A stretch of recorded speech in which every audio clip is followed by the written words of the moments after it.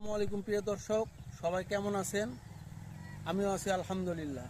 আমি অনেক দূর এক জায়গায় আসছি, আমি একটা বেগুনের ভেঙে আসলাম আজকে বৈকালে।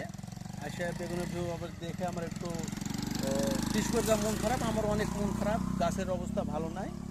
তা আমি আপনাদের একটু গাছ দেখাই, কৃষক আছে তার সঙ্গে কথা বলবো।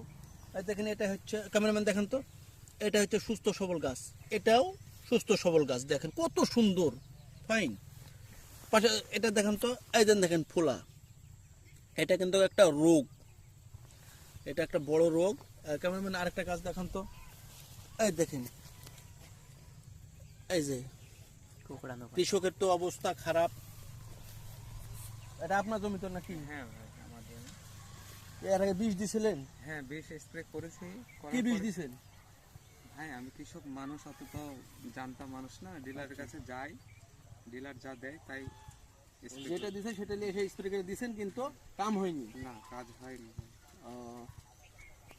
তো এরপরে আপনি যে ডিলারের কাছ থেকে বলে যে বিষটা দিবেন, আর আমার নিজের অভিজ্ঞতা থেকে আমি আপনাকে একটা বিষ দিব। আমার গাছগুলো দেখে আসলে মন খারাপ, আমার নিজের অভিজ্ঞতা থেকে একটা আপনাকে বিষ দিব, আপনি স্প্রে করবেন, ইনশাল্লাহ রেজাল্ট ভালো আসার কথা। যদি রেজাল্ট ভালো আসে দর্শক, তাই আমি কিন্তু আরেকটা ভিডিও এর পরে দিব, ঠিক আছে? বীজ কি এটা বাড়ির না কিনে কিনে নিয়ে এসেছেন? কিনে নিয়ে এসছি ভাই। কিনে নিয়ে এসছে না? এই তো প্রিয় দর্শক, আমি প্রত্যেকটা ভিডিওতে একটা কথা বলি, প্রত্যেকটা মৌসুমে আপনারা যে আবাদ করবেন সেটার বীজ ভালো লাগাবেন। আমি প্রত্যেকটা জায়গায় আমি ভিডিওতে বলে থাকি যে ভালো বীজ করবো রোপণ, ভালো বীজ ভালো ফলন।